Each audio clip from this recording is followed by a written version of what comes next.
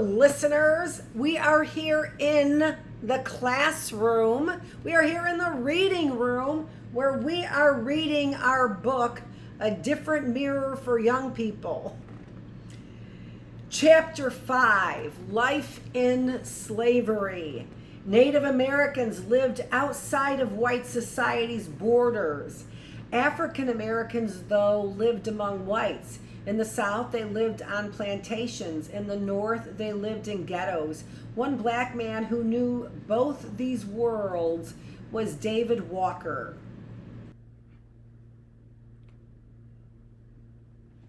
Born in North Carolina in 1785, Walker was the son of a slave father and a free mother.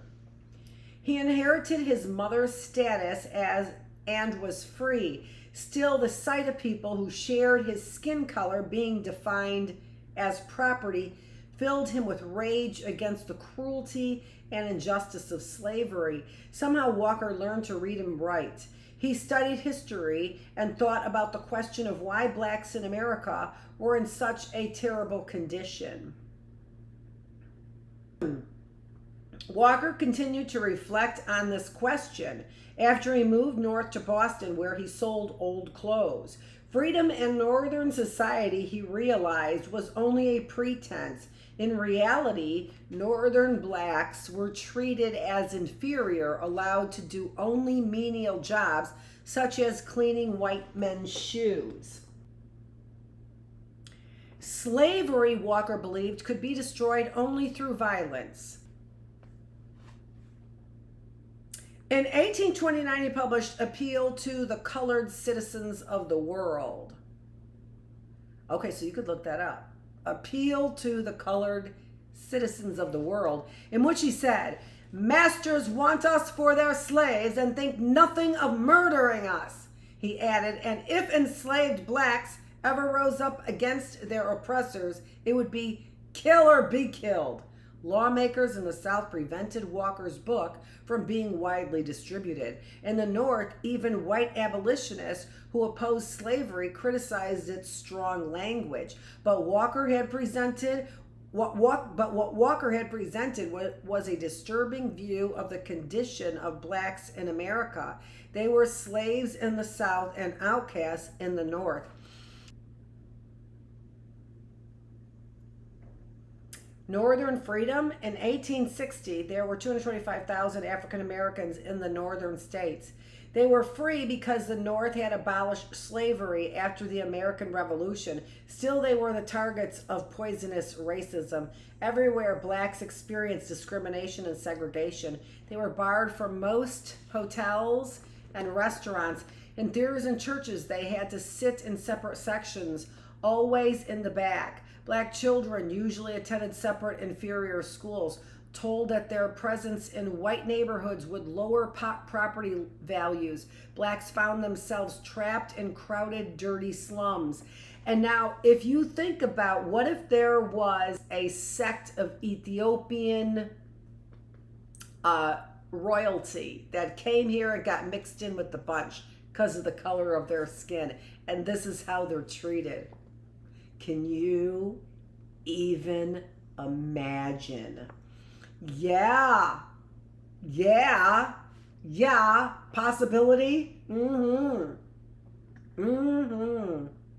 They were excluded from good jobs. In the 1850s, nearly 90% of working blacks in New York had menial jobs. "No one will employ me. White boys won't work with me," a young African American man complained. Blacks were also limited in their right to vote. In New York, for example, a white man could qualify to vote in a number of ways: by owning property, paying taxes, serving in the militia, and working on the highways. A black man was required to own property in order to vote. Pennsylvania went further. In 1838, it limited the vote to white males only. So how was a black man ever to get ahead except for by what? Bleaching his skin? And is that what the universities asked for? Is that what the universities wanted the minorities to do? Well, you can fit in.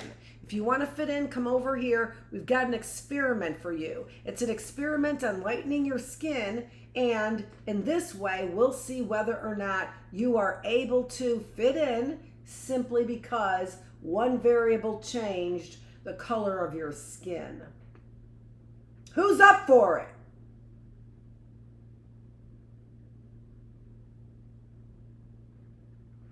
In addition, African Americans suffered from attacks by whites. Time and again, in northern cities, white mobs invaded black communities, killing people and destroying their homes and churches. Philadelphia, the city of brotherly love, was the scene of several bloody riots against blacks. In 1834, for example, whites on the rampage forced blacks to flee the city. In addition, African Americans suffered from attacks by whites. Time and again in northern cities, white mobs invaded black communities, killing people and destroying their homes and churches. Philadelphia, the city of brotherly love, was the scene of several bloody riots against blacks. In 1834, for example, whites on the rampage forced blacks to flee the city. Society's widespread views was that blacks were inferior to whites. Blacks were called childlike, lazy, and stupid, or prone to criminal behavior. Interracial relationships were feared as a threat to white racial purity. Meanwhile, in the South, in 1860, 4 million African Americans were enslaved. They accounted for 35% of the total population of the region. The majority of them worked on plantations, large farms with more than 20 slaves. A slave described the routine of a workday. The hands are required to be in the cotton field as soon as it is light in the morning, and with the exception of 10 or 15 minutes, which is given to them at noon to swallow their allowance of cold bacon, they are not permitted to be a moment idle until it is too dark to see, and when the moon is full, they oftentimes labor until the midnight. To manage their enslaved labor force, masters used various methods of discipline and control. They sometimes used kindness, but they also believed that strict discipline was essential and that they had to make their slaves fear them. Senator James Hammond of South Carolina, who owned more than 300 slaves, explained, "We have to rely more and more on the power of fear. We are determined to continue, masters, and to do so we have to draw the rein tighter and tighter day by day." Physical punishment was common. Masters also used psychological control, trying to brainwash slaves into believing that they were racially inferior and suited for bondage. Kept illiterate and ignorant, they were told that they could not take care of themselves. So creating this world of dependence and then criticizing the dependence. White Southerners held two contrasting images of the African Americans as slaves. In one view, the slaves were childlike, irresponsible, affectionate, lazy, and happy. Together, these qualities made up a personality that came to be called the Sambo, the smiling slave who loved his or her master. All kinds of names. Today, Uncle Tom. And there it is. If you haven't seen it before, the image of the smiling slave had special meaning for slaveholders. The world disapproved of American slavery, which made slaveholders want to prove that it was really a good thing. If owners could show their enslaved workers as happy and satisfied, and that slaves needed the protection of their masters, then perhaps they could defend themselves against those who called slavery immoral.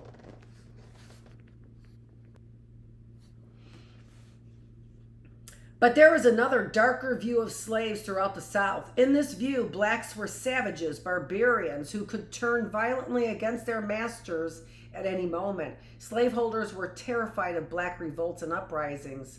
One slaveholder in Louisiana recalled times when every master went to bed with a gun at his side.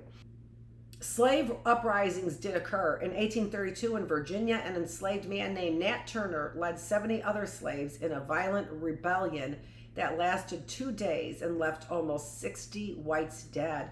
Turner admitted that he had no reason to complain of the treatment he had received from his master. The revolt, he said, was sparked by a religious vision. He had seen black and white spirits fighting, and a voice told him to rise up against his enemies with their own weapons. Before the revolt, Turner had seemed humble, obedient, and well-behaved. He may have fit the image of Sambo, the happy slave, for slave owners viewing their slaves as Sambos comforted their troubled consciences and also reassured them that their slaves were under control. But slaves who behaved like Sambos might have been playing the role of loyal slaves in order to get favors or to survive while keeping their inner selves hidden.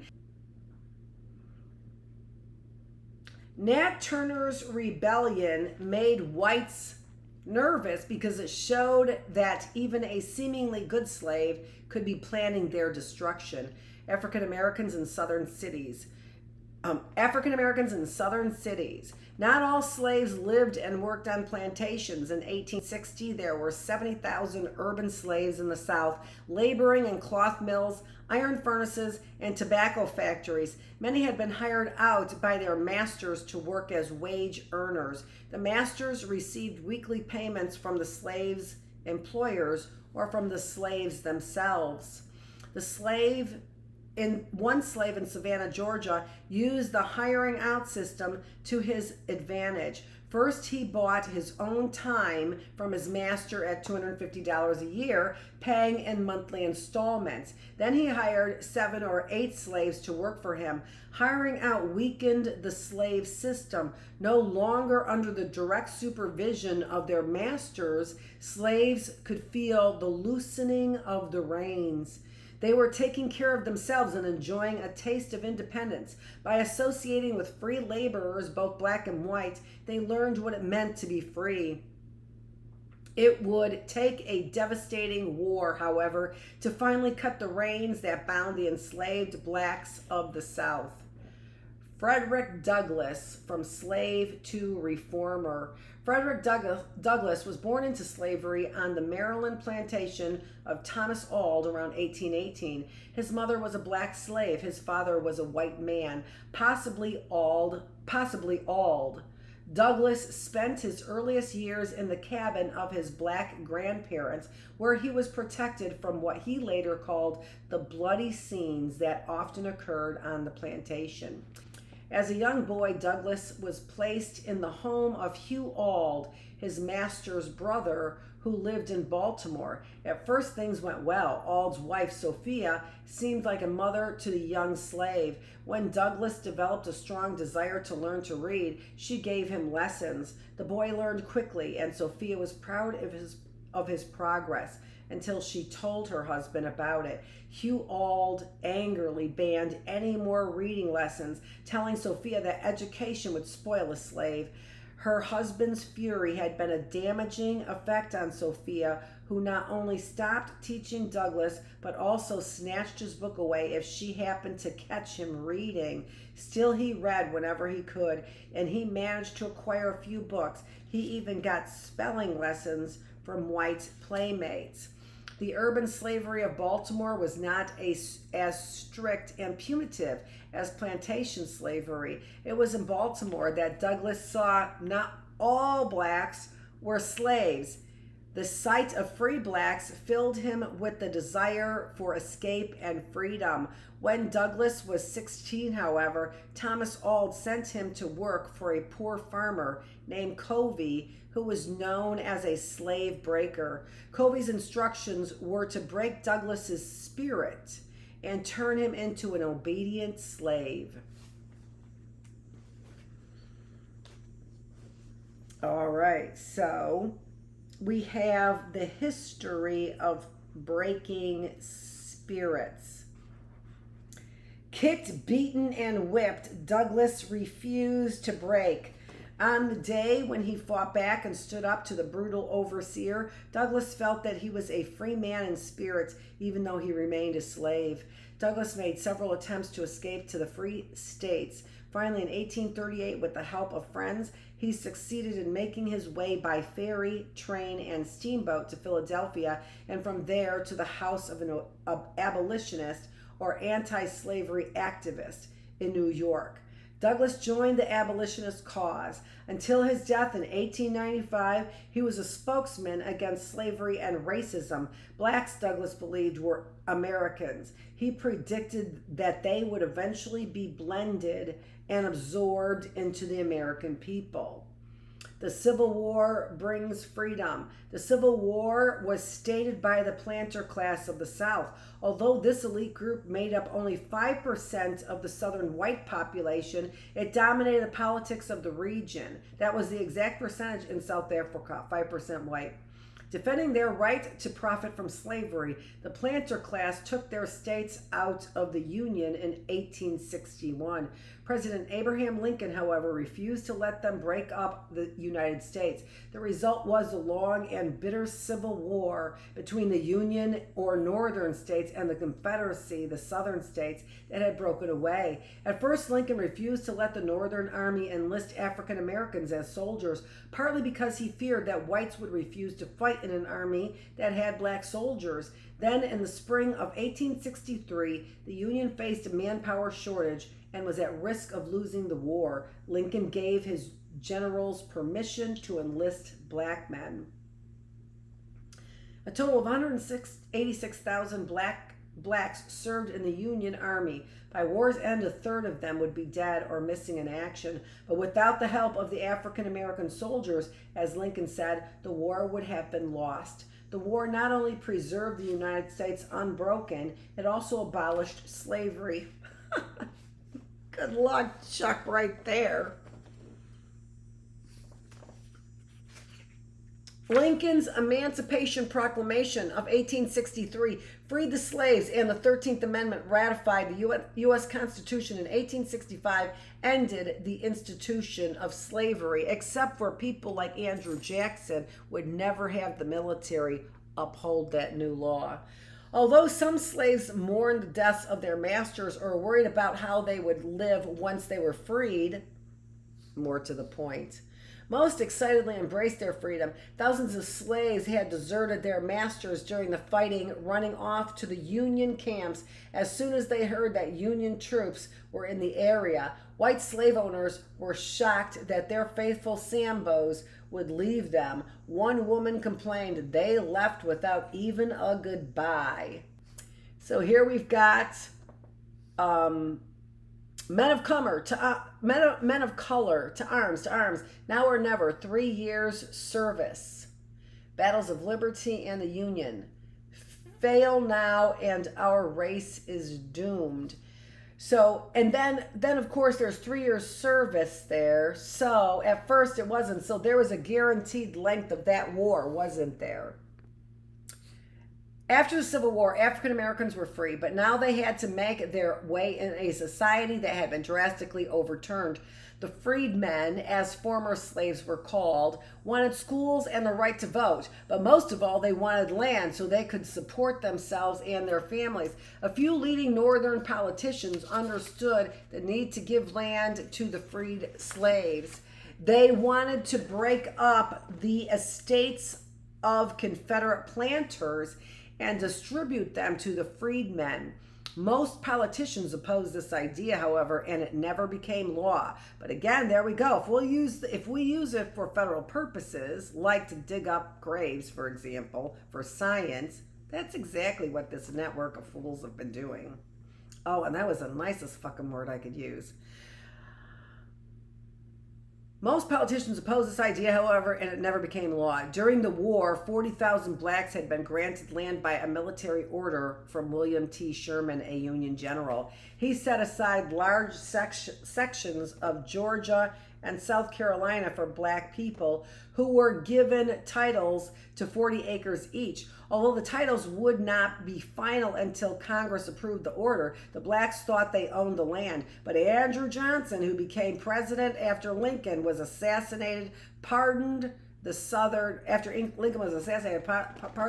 planters, who then began to reclaim their former lands and force their former slaves to work for them. And Andrew Johnson is the cat who looks like my Uncle Al.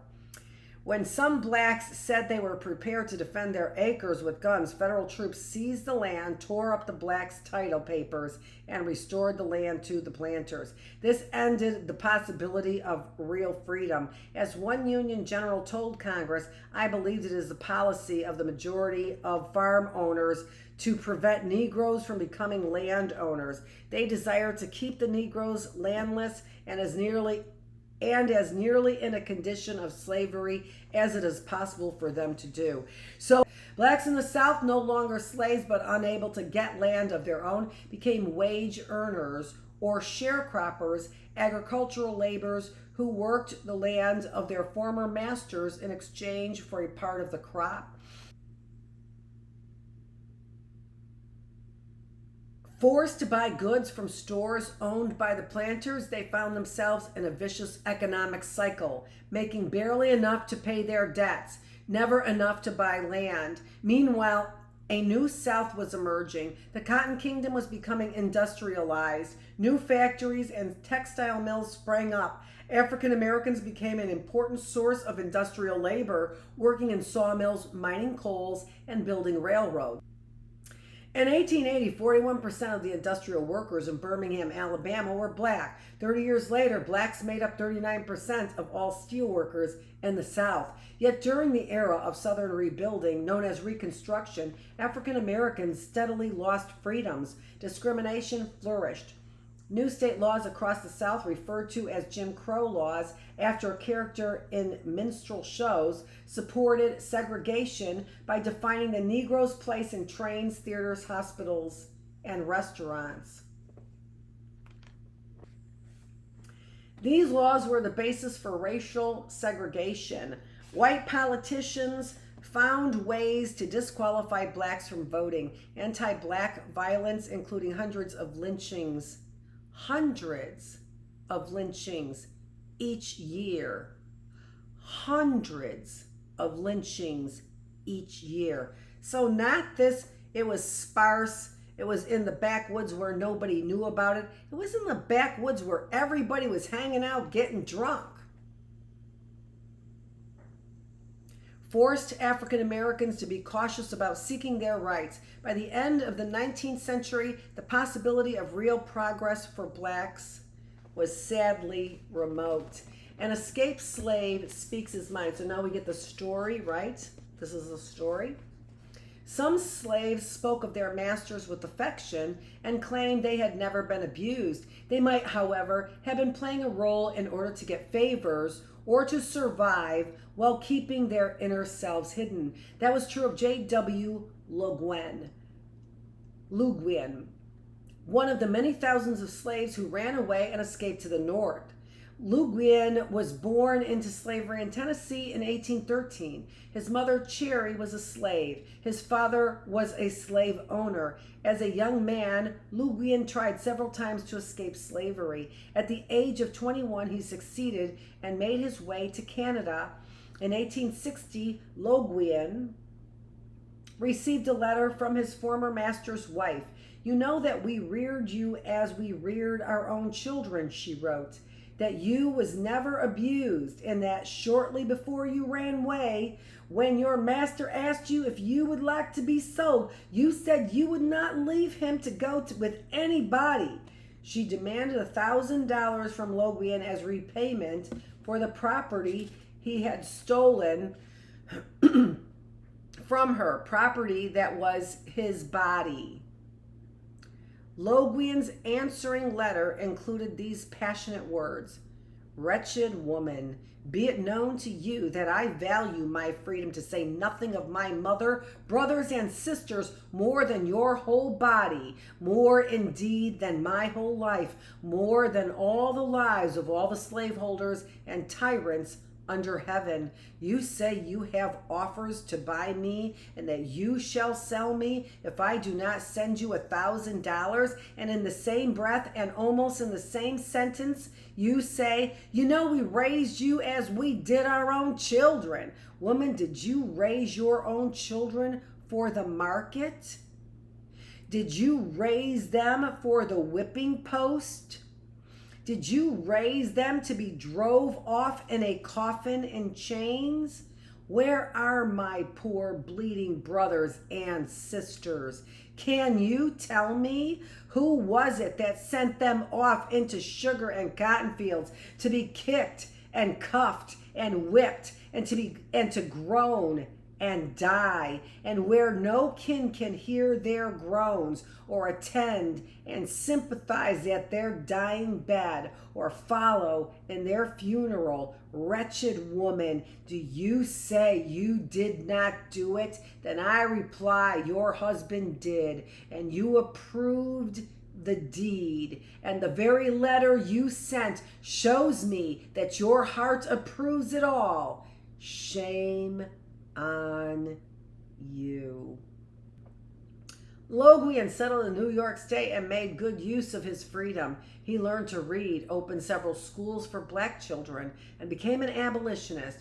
In the years before the Civil War, Loguen turned his home in Syracuse, New York, into a stop on the Underground Railroad, the network of shelters for escaped slaves making their way to freedom.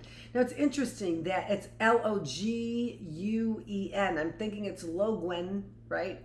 But I wanted to make sure you sort of got the spelling. Hey, do I not have my... No, I do.